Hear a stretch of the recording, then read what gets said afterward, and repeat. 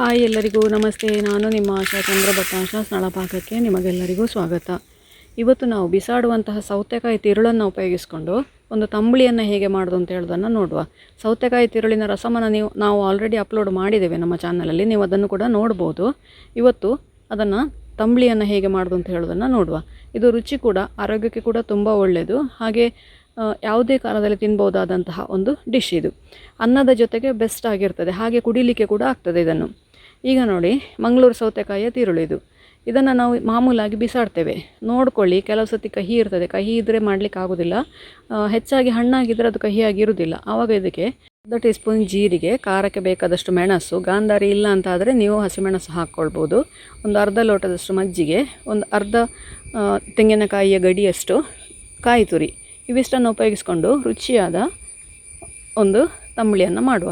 ಮೊದಲಿಗೆ ನಾವೇನು ತಿರುಳನ್ನು ತೆಗೆದಿಟ್ಟಿರ್ತೇವೆ ಆ ತಿರುಳನ್ನು ಮಿಕ್ಸರ್ ಜಾರಿಗೆ ಹಾಕ್ಕೊಳ್ಳುವ.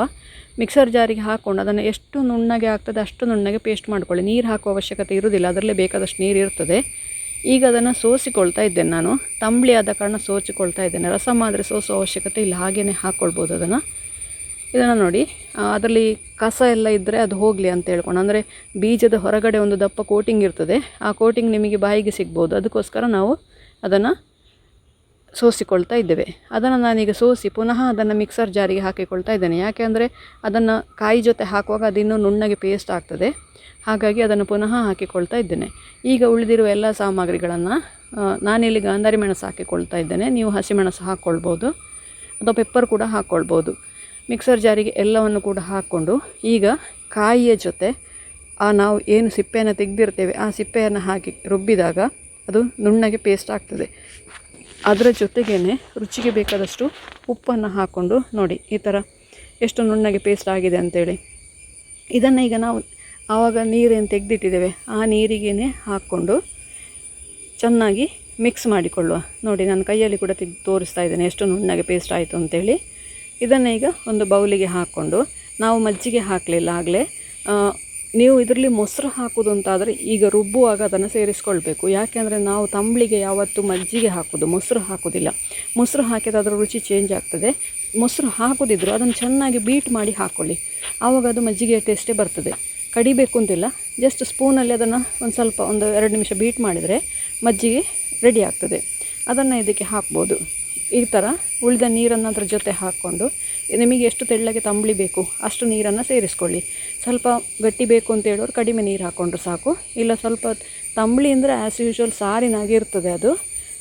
ನಾವು ತುಂಬ ಗಟ್ಟಿ ಮಾಡೋದಿಲ್ಲ ತಂಬುಳಿಯನ್ನು. ನೋಡಿ, ಈಗ ಮಜ್ಜಿಗೆಯನ್ನು ಸೇರಿಸ್ಕೊಳ್ತಾ ಇದ್ದೇನೆ. ನನ್ನ ಹತ್ರ ಮಜ್ಜಿಗೆ ಇತ್ತು ಇವತ್ತು, ಹಾಗಾಗಿ ನಾನು ಮಜ್ಜಿಗೆಯನ್ನು ಹಾಕ್ಕೊಳ್ತಾ ಇದ್ದೇನೆ. ಮೊಸರು ಹಾಕೋದಾದರೆ ನಾನು ಕಾಯಿ ಜೊತೆನೇ ಹಾಕ್ಕೊಳ್ತೇನೆ ಯಾವಾಗಲೂ. ಇದನ್ನು ಈಗ ಚೆನ್ನಾಗಿ ಮಿಕ್ಸ್ ಮಾಡಿಕೊಂಡು, ಇದು ನೋಡಿ ಸ್ವಲ್ಪ ಗಟ್ಟಿ ಇದೆ, ಚಟ್ನಿ ಟೈಪಲ್ಲಿ ಯೂಸ್ ಮಾಡೋ ಥರ ಇದೆ. ಇದನ್ನೀಗ ಒಂಚೂರು ತೆಳ್ಳಗೆ ಮಾಡಿಕೊಳ್ಬೇಕು. ನೋಡಿ, ಪುನಃ ಒಂದು ಮಿಕ್ಸರ್ನಷ್ಟು ನೀರನ್ನು ಸೇರಿಸ್ಕೊಳ್ತಾ ಇದ್ದೇನೆ. ತಂಬುಳಿ ಅಂದರೆ ನಾವು ಈ ಹದಕ್ಕೆ ಇಟ್ಕೊಳ್ತೇವೆ. ನೋಡಿ, ಈ ಹದದಲ್ಲಿ ತಂಬುಳಿ ಇರ್ತದೆ. ರುಚಿಯಾದ ಆರೋಗ್ಯಕರವಾದ ನಮ್ಮ ತಂಬುಳಿ ರೆಡಿ ಆಯಿತು.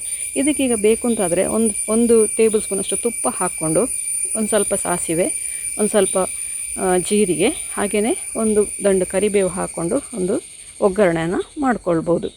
ಇದು ಆಪ್ಷನಲ್, ಬೇಕು ಅಂತಾದರೆ ಮಾಡ್ಬೋದು, ಬೇಡ ಅಂತಾದರೆ ಸ್ಕಿಪ್ ಮಾಡಿಕೊಳ್ಬೋದು. ನೀವು ಕೂಡ ಒಮ್ಮೆ ಖಂಡಿತ ಟ್ರೈ ಮಾಡಿ ನೋಡಿ, ಹೇಗಾಯಿತು ಅಂತೇಳಿ ಕಮೆಂಟ್ ಮೂಲಕ ನಮಗೆ ತಿಳಿಸಿ, ಲೈಕ್ ಕೊಟ್ಟು ಶೇರ್ ಮಾಡಿ. ನೀವಿನ್ನೂ ನಮ್ಮ ಚಾನಲನ್ನು ಸಬ್ಸ್ಕ್ರೈಬ್ ಮಾಡ್ಕೊಳ್ಳಿಲ್ಲ, ಸಬ್ಸ್ಕ್ರೈಬ್ ಮಾಡಿಕೊಂಡು ಪಕ್ಕದಲ್ಲೇ ಇರುವ ಬೆಲ್ ಐಕಾನ್ ಒತ್ತಿ ನಮ್ಮನ್ನು ಸಪೋರ್ಟ್ ಮಾಡಿ. ಮುಂದಿನ ವಿಡಿಯೋದಲ್ಲಿ ಇನ್ನೊಂದು ಹೊಸ ಅಡುಗೆಯೊಂದಿಗೆ, ಇನ್ನೊಂದು ಹೊಸ ರೆಸಿಪಿಯೊಂದಿಗೆ ಪುನಃ ನಿಮ್ಮನ್ನು ಭೇಟಿಯಾಗ್ತೇನೆ. ಧನ್ಯವಾದಗಳು.